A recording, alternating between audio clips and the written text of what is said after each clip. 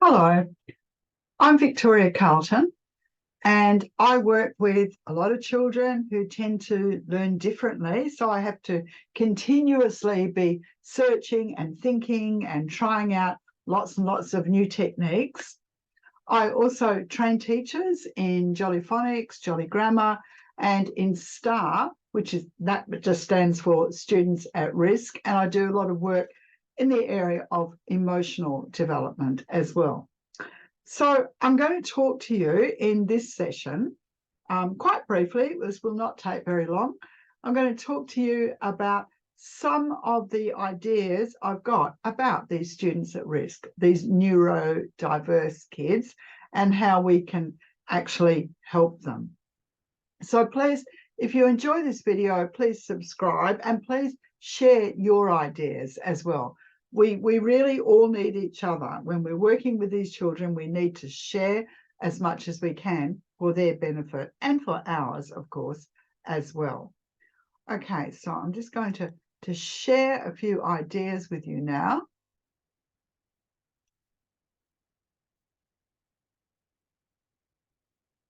So I call this program that I'm talking about, I call it STAR, Students at Risk, and it's a whole training program, and I've got materials that go with it as well. So if you're interested in knowing more about this, please let me know. So I'm going to be talking about some aspects from this program.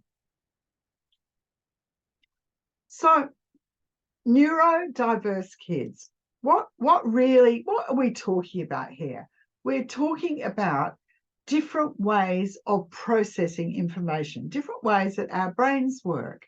So we're talking about all sorts of different conditions, and sometimes these conditions don't fit into one box. Sometimes they fit into many different boxes. So I often think that we need to actually get rid of the boxes and think of these conditions in very different ways. So these are the most common types of neurodiversity that we see, and they're certainly the most common types that I see within my teaching, and I'm working with children nearly every day. So the children that I teach have often got great strengths, all right? So for instance, some of my autistic kids sometimes, not always, but sometimes have incredible memory for detail, attention to detail. And many of my ADHD kids, and I've got a lot of those, have high energy levels, and they have a willingness to take risks. Sometimes that is almost scary, all right? There are challenges for these children as well. There are challenges for them. So sometimes they actually face challenges that can make it difficult for them to succeed in certain areas. So dyslexic kids often struggle with reading and writing. All right, kids with sensory processing disorder, they can be overwhelmed very easily by sensory stimuli. We talk a lot at the moment about what we call the Matthew effect. And the Matthew effect is simply an allusion to a particular part of the Bible in the Gospel of Matthew, where Jesus talks about how those that have will get more, and those that don't have, it will be taken away from them. And basically, it's really been taken out of context from the Bible. But what they're talking about here with the Matthew effect is something that really does happen in schools. Because what happens is when kids come into school and their phonological awareness is really good and they're ready to be able to concentrate, sit on a chair, listen to the teacher, absorb the information, and they come from homes where they're being read to as well, literate homes, those kids are more likely to do well than the children who learn in lots of different ways and who have, a few neurodivergent difficulties in their thinking and in their processing as well. So what happens is they start with maybe only a small gap, and the gap just gets wider and wider and wider as the years go on.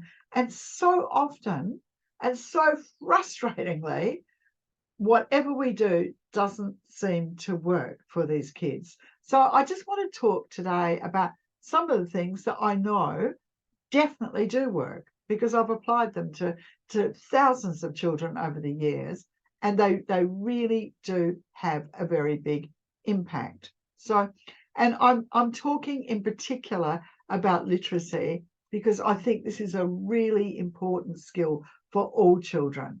So sometimes children need, particular strategies, more emphasis on particular strategies, more accommodations. They need more help to be able to settle into the classroom and to be able to access the curriculum at their own pace and learn in a way that is meaningful for them, which means that we've got to constantly be identifying learning strategies that work. And it's wonderful when we find a strategy that works for all children, that lifts all children up and over the learning wall. So I've got some very basic steps, and I expand a lot on this in STAR, but I just want to emphasize some things that really do seem to work with all children. And, even with older children as well, not just young children, with older children. And the results can be quite dramatic and transformative because we are actually transforming lives here. We can't ignore these problems, all right? They can't all be fixed overnight, but there are certain aspects of problems that can be fixed, particularly in the literacy area. So one thing we've got to do is stop blaming the kids. Stop blaming the kids. Stop making them feel bad about the fact that they're not learning well. Stop blaming their parents, the system. We need to really look at these kids and think, what do they need? Put a different lens on, right? Give the children hope. Tell them that you're going to help them improve, right? Give them hope, and that this improvement will lift all of their learning.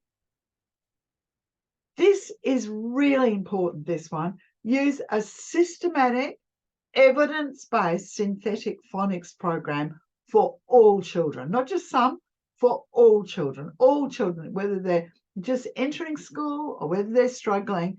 Make sure you use it, and use it on a daily basis or as often as you possibly can. Now, I favour Jolly Phonics and Jolly Grammar because they jolly work, and I use that with all of my children. But there are many other systematic phonics and grammar programs as well, and spelling programs.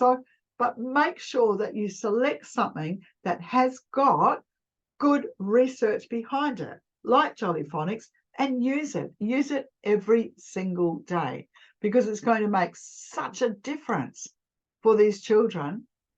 And make sure that children have books, decodable books, books where they can sound out the words, right, that they can read, and make sure that they read and write every day. So if you're not sure about the books that you can actually use, it is okay to email me and ask me, and I can send you some extra information about that. And I can also send you some extra information about the STAR course if you're interested.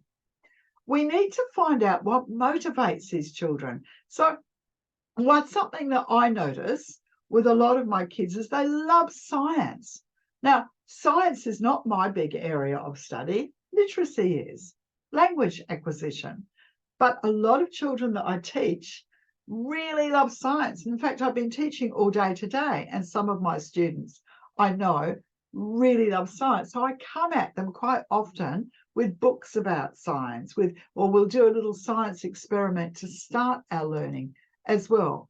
So find out what they're interested in. Talk to them about the best way for them to learn. Talk to them about the best way for them to remember information. A lot of children are very hands-on and need to be hands-on in their learning. They're not able to sit and listen for the amount of time that we ask them to do this. So what we need to do is we need to work together to celebrate these kids and their strengths, and we need to support these neurodiverse students as well. So if you're interested in Jolly Phonics, Jolly Grammar, the STAR program or any aspect of anything that I've said, please contact me. But my main message is, let's find out what works for these children. Let's give them some hope, and let's expand our minds and look out and see what will work. And most definitely, synthetic phonics programs do work, and they work for all kids. So thank you very much for listening, and I look forward to welcoming you back to one of my videos in the future. Bye.